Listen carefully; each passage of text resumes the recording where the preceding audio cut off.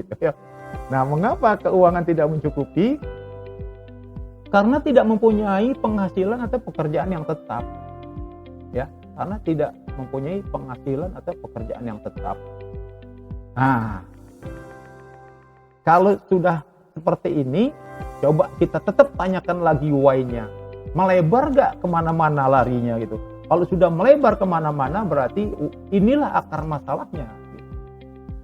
Mengapa tidak mempunyai penghasilan dan pekerjaan yang tetap gitu kan? Karena tidak diberikan pekerjaan gitu kan. Jadi jangan sekali-sekali dalam analisa sebab akibat ini menyalahkan blame others ya, disebutnya dulu istilahnya blame others. Jangan sekali-sekali kita menyalahkan institusi gitu, menyalahkan orang lain. Kalau sudah menyalahkan orang lain berarti kita terlalu melebar.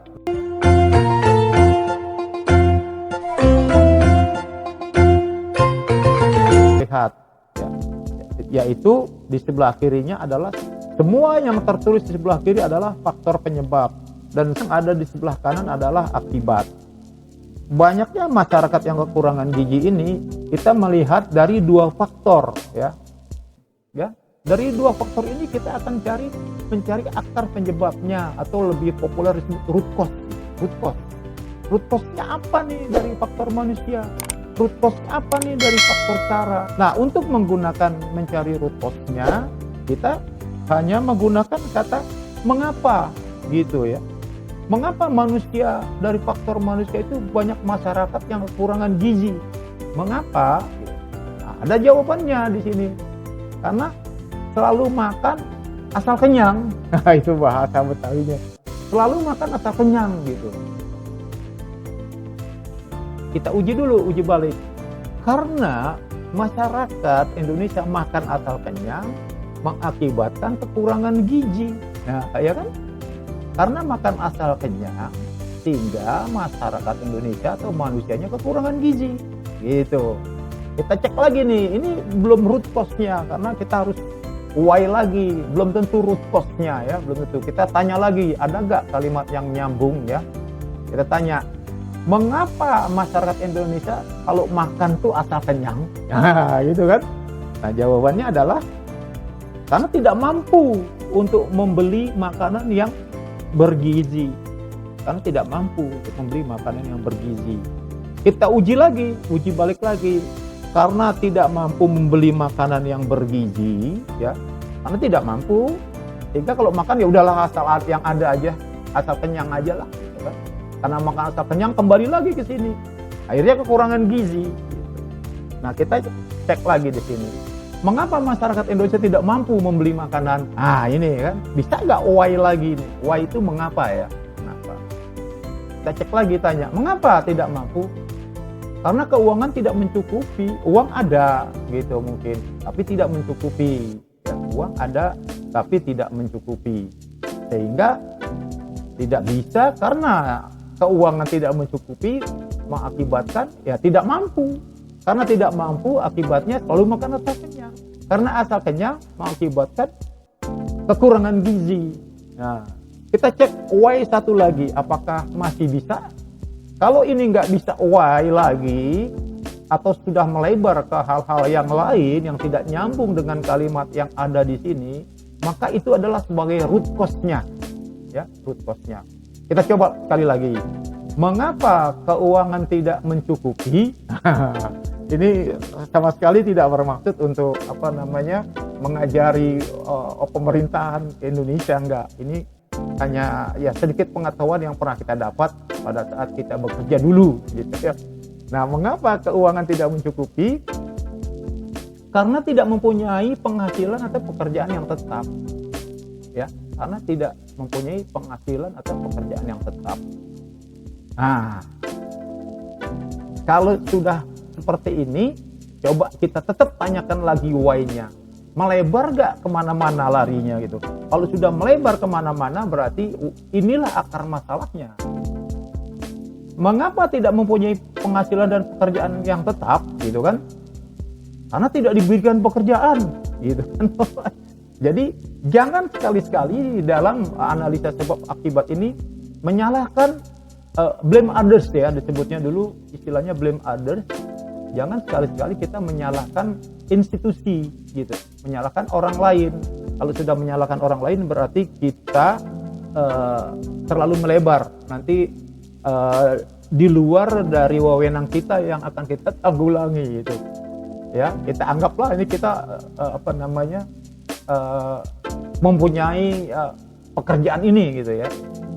Nah, kalau sudah melebar berarti ini kita anggap sebagai root cause-nya. Inilah faktor penyebab utamanya kenapa masyarakat banyak yang kekurangan gizi.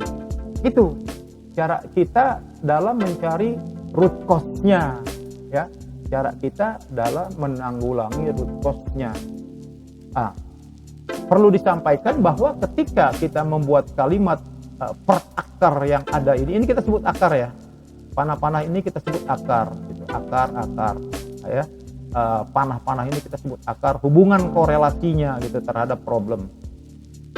Kalimat ini harus berbentuk paling tidak SPO, subjek predikat objek, atau subjek predikat. Tidak boleh hanya satu kalimat gitu ya. Kenyang gitu, tidak boleh, asal akan tidak bermakna, jadinya dia tidak bermakna, tidak nyambung dengan satu kalimat yang lainnya gitu. Terus di sini ditulis hanya keuangan. Kalau keuangan tidak cukup kan ada subjek, ada predikat kan. Keuangan subjek predikat tidak mencukupi gitu kan. Lalu kasih keterangan lagi SPO, jadi harusnya SPOK sih lebih bagus. Keuangan tidak cukup untuk makan bergizi, ya itu ada lebih kepanjangan, maka saya singkat. Ada subjek predikat sudah cukup. Ya. Ini tidak mampu untuk memberi makan yang bergizi, ini ada SPO-nya cukup, ya. Ada SPOK-nya bahkan, subjek predikat keterangan. Nah, jadi dalam pembuatan kalimat di sini pun kita ada kaidah-kaidahnya di dalam pembuatan fishbone ini atau analisis sebab akibat. Kemudian dari faktor cara, ya, dari faktor cara kita lihat bagaimana sih gitu. Dari faktor cara itu banyak masyarakat yang kekurangan gizi dilihat dari faktor cara gitu. Mengapa sih gitu? Nah, katanya caranya itu sulit mendapatkan makanan bergizi. Caranya itu sulit, dia untuk mendapatkan makanan bergizi itu sangat sulit. Mungkin uangnya ada gitu kan, tapi dia caranya susah gitu, atau jauh gitu, atau bagaimana gitu. Kenapa tidak dapat gitu katanya? Terus karena tempat tinggal terpencil di pedesaan yang jauh dari kota. Mungkin di pedesaan yang terpencil tidak mencukupi, kalau mau makan bergizi harus potong ayam gitu kan. Dengan gizi itu kan tidak cukup ayam kan. Ada macam-macam kan, ada juga sayuran, ada susu, ya kan, ada buah kan gitu. Nah, jadi di menurut analisa sebab akibat ini, tempat yang jauh ini merupakan akar penyebab, ya. Nah, nanti kenapa kok root cause-nya tidak mempunyai penghasilan atau pekerjaan yang tetap, tapi penanggulangannya diberikan makanan bergizi, ya kan? Nanti kita akan lanjut pada rencana penanggulangan dan sekaligus penanggulangan. Teorinya di dalam suatu rencana penanggulangan kita mempunyai dua cara. Satu adalah yang perlu harus dilakukan, yaitu penanggulangan sementara atau namanya temporary countermeasure dan fixed countermeasure. Jadi perencana penanggulangan dari hasil penemuan akar penyebab pada diagram fishbone, ya. Tadi akar masalahnya sudah ketahuan. Nah, kira-kira dibuatkan seperti ini. Tadi tidak mempunyai pekerjaan atau penghasilan yang tetap, ya kan? Ada dua nih rencana penanggulangannya, yang temporary penanggulangan, ya, atau countermeasure, tapi ada juga fixed countermeasure. Jadi ada penanggulangan yang fix dan ada penanggulangan sementara.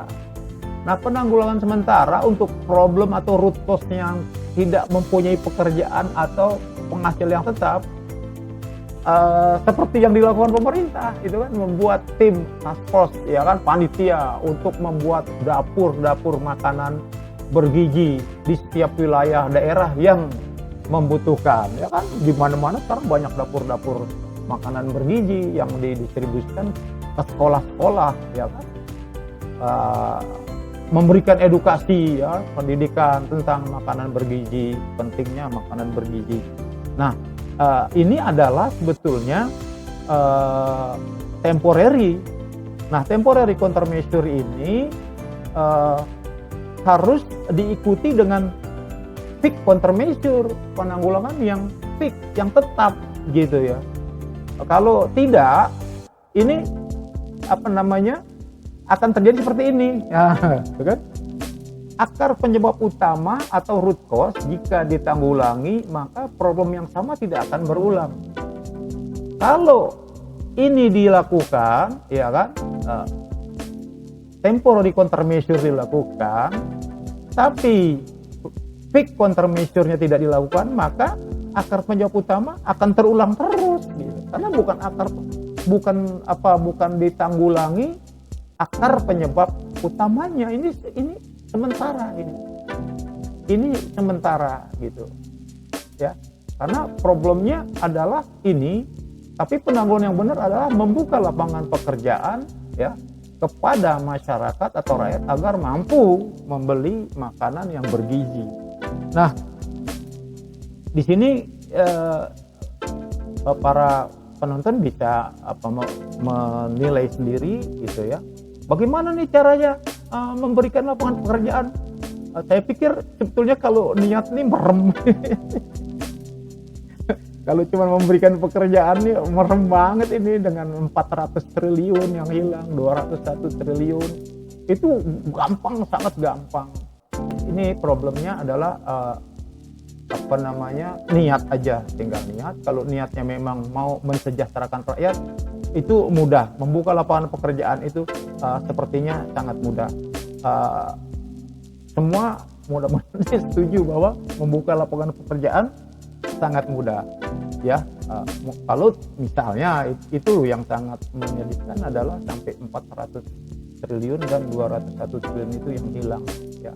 Kalau itu dibuka lapangan pekerjaan, itu kan luar biasa manfaatnya untuk kita semua. Nah, itu jadi panjang melebar karena ada yang lebih ada beberapa orang yang lebih ekstrim lagi. Kalau saya hanya bisa seperti ini ya, sharing problem solving untuk minyak babe, abang enempok semua. Mudah-mudahan ini bermanfaat.